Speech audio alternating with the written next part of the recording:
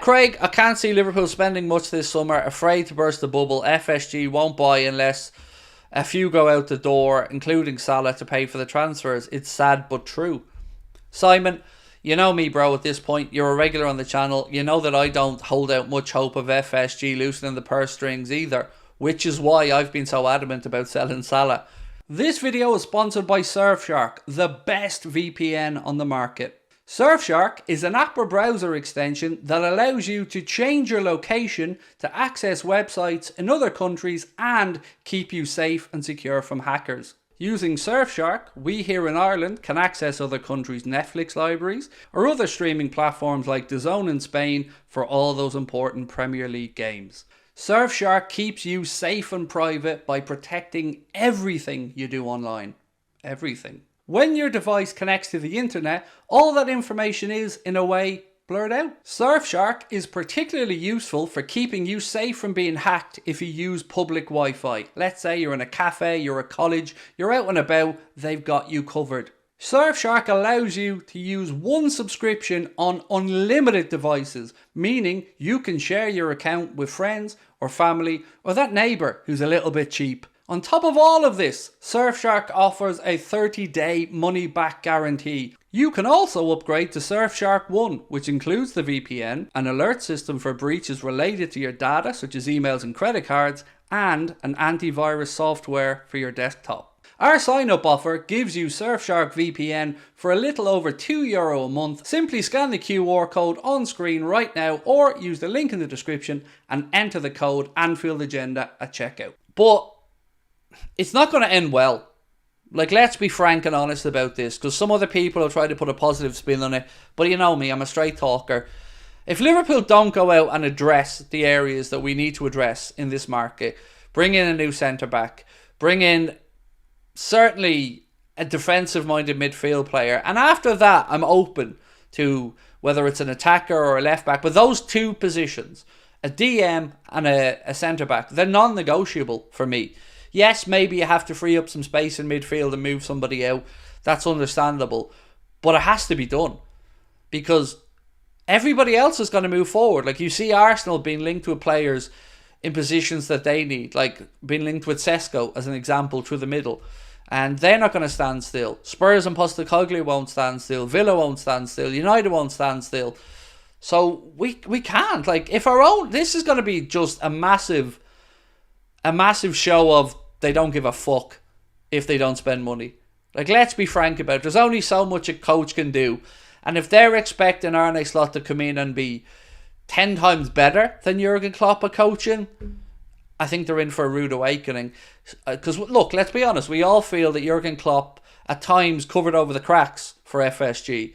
So now, if they've got a new coach in, they have to back him. They have to. It has to, and no more of this crap, by the way. If we go through the window and there isn't many signings and they haven't spent the money, I don't want to hear about them building the stand, and I don't want to hear about them building a training ground, and I don't want to hear about the FSG Love Brigade, because I'm going to be calling them out on it, as I always do. New manager deserves to be backed, and he should be. So we have to wait and see, but not too long, because we've had too many summers where we've waited, and then it just peters into nothing. This summer we need action. Craig, I'm from Boston. Once in a while the FSG group does spend serious money. I hope they do it at Liverpool, mate, because we haven't seen it. We've only seen it when we've sold players. Our average, as I've said, over Klopp's 9 years here, our average was about 500 million net spend, which is what? 50 something, 55 a season. It's not great for a club the size of Liverpool, the 5th most valuable football team in the world. So yeah, look, there's a bit of a lucky track record on the channel of me going on FSG rants and them signing players. They are not linked. It's just a coincidence, but maybe if I keep ranting about them, maybe we'll see some action. Because heaven knows they won't answer our email. You know, again, just blanking us. Paul Cartwright said, we'll end up with a load of shite lads trying to convince ourselves we've made a good sign, and you heard it here first. Paul, I wouldn't be surprised. Not at all. Like, if you take a gamble on a coach like Arne Slot, and you're after having Jurgen for 9 years, and you do your search, and you find that Arne Slot's the coach that you want to bring in, if you don't back him significantly, I don't know what that says, other than you're hoping again for the cheap option of having him coach the younger players through and then turning them into superstars. But that takes time and patience. And I don't know about you guys, but I don't fancy any more seasons outside the Champions League. I've gotten used to it. We've been spoiled under Klopp. Only one season not in it. And I didn't like it. And I don't want it to happen again. So they need to make damn sure that we're challenging next year. Because we don't know what's going to happen with the whole City debacle. We don't. But let's say, for argument's sake, they did get punished. And let's say they got a huge points deduction or a relegation. Then it's going to be a fight out between us and Arsenal. And right now, you've got to say Arsenal would probably hold the upper hand, because Stan Kroenke looks like he's willing to sign quality in the positions that they know they're lacking in. Declan Rice was a great example of that. They brought in Trossard as well to beef up their attack. Now they're talking about Antonio Silva at centre-back. They're talking about Benjamin Sesko through the centre. We can't be also, Rans. If you don't have the stomach or the balls to run Liverpool Football Club to win, then off you pop. Say what you want about Florentino Perez, and I do have a lot to say about him, but Real Madrid exists to win European Cups. End of. They're ruthless in the pursuit of them, and they've won 15 of them. Why can't we have an owner who wants to be successful and win? Not just take over and have the asset grow in value, but actually genuinely leave no stone unturned to win. Because I don't know about you guys, but one of the things I was always told growing up was Liverpool Football Club exists to win trophies. These days, you've got to be, willing to spend. And we generate enough, so why not spend some of it? When you're charging people $5,000, $6,000 for hospitality season tickets, between $5,000, $8,000 and $6,500, you best be putting some of that money back into the playing squad. Said Craig, just wanting your opinion. Saying we got new owners, would you like money like City or Tottenham and Aston Villa? So, all I want is the owners that we currently have, who are, in most other ways, pretty good owners, to just loosen up the purse strings a little bit.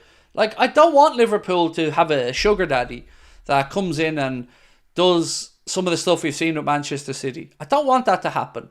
I don't want a state to own our football club, because I don't believe in state ownerships of football club. It just annoys me that we have the ability to spend a bit more than we do, but we don't.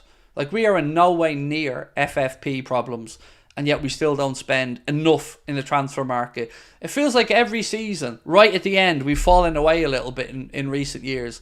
And why is that?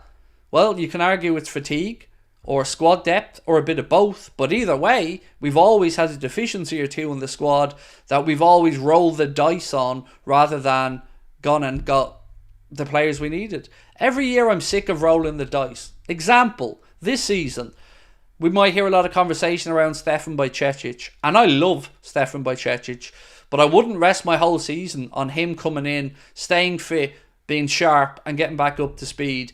And again, remembering he's only, 19 or 20 years of age. Some guaranteed signings would be nice. Some here and now, and then we can work with the kids. Because there's a lot of talent coming through. No doubt about that. But we need a couple of players, and we need the right players here and now, and we need the owners to spend. Craig, we just don't waste money. If the market doesn't have the player we want, we wait. Yeah, see, that's the apologist's answer, in my opinion, John. Like, when has the market been right?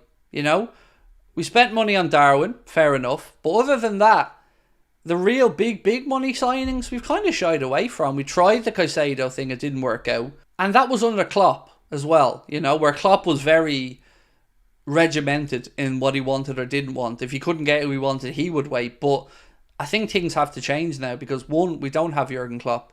We have Arne Slot, who needs to be supported as much as possible. Craig, it's about time FSG made a statement marquee signing. It's been so long and it's not good enough, said the Liverpool prophet.